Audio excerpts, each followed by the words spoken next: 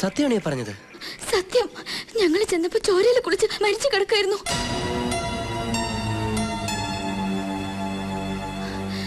എന്താ ആലോചിക്കുന്നേ? ഒന്നുമില്ല. നന്നായി. ആ ദുഷ്ടൻ എന്റെ അമ്മയെ വേദനിപ്പിച്ചതിനുള്ള ശിക്ഷ അവന് കിട്ടി. അവനത് വേണം. ഞാനൊന്ന് കുളിക്കട്ടെ. തലയാകെ പെരുപേർക്കുന്നു, മേലാകെ ചുട്ടു പൊള്ളുന്നത് പോലെ. രമേശ് എന്തിനാ നേരത്തെ ഇവിടെ നിന്ന് ഇറങ്ങിയത്? എങ്ങും പോകരുതെന്ന് ഞങ്ങൾ പറഞ്ഞിരുന്നല്ലേ? അത് മുറിയിലൊറ്റയ്ക്കായപ്പോ എനിക്കെന്തോ വല്ലാത്ത പേടിയായി. അമ്മയെക്കുറിച്ച് ഓർത്തപ്പോ നെഞ്ചു പൊട്ടണ പോലെ തോന്നി.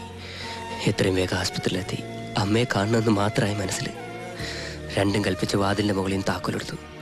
പിന്നെ എങ്ങനെ ആശുപത്രിയിലെത്തിന്ന് എനിക്ക് ഇപ്പോഴും ഓർമ്മയില്ല. ആശുപത്രി കുമാരപുരത്തല്ലേ? പിന്നെ എങ്ങനെ നന്ദൻകോട് റോഡിലെത്തി? അത് ആശുപത്രിയുടെ മുന്നിൽ ചെന്നപ്പോ മൊത്തം പോലീസ്. അവിടെ നിന്ന് കഷ്ടിച്ചാ രക്ഷപ്പെട്ടത്. പിന്നെ എങ്ങോട്ട് ഓടണമെന്നറിയാതെ കണ്ട വഴി കൂടെ ഓടി.